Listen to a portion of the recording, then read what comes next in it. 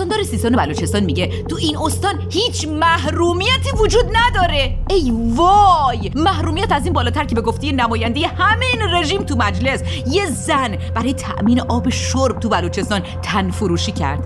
حاضر به همخوابگی با یک مردی میشه جهت تأمین آب فرزندانش، بعداً خودکشی میکنه. محرومیت از این بالاتر که سیستان و بلوچستان 11% خاک ایران رو تشکیل میده ولی 25% کودکانش بازمانده از تحصیلن. محرومیت از این بالاتر که جوونا برای یه تیکه نون تو آتش سوختکشی جزقاله میشن. محرومیت از این بالاتر که کودکان تو سدل آشغال دنبال داروی مادرشون میگردن. محرومیت از این بالاتر که معلم مدرسه برای تأمین نون شبش سوختکشی میکنه. محرومیت از این بالاتر که هر روز یه جوون تو زندان زاهدان بالای دار میکشن و خانواده‌ای رو داغدار میکنن. محرومیت از این بالاتر که تمام مردای روستا تو زاهدان اعدام شدن و فقط زناش موندن. بزرگترین معدن طلای ایران تو سیستان و بلوچستان قرار داره و این استان محروم ترین استانه. این محرومیت هم تحمیلیه.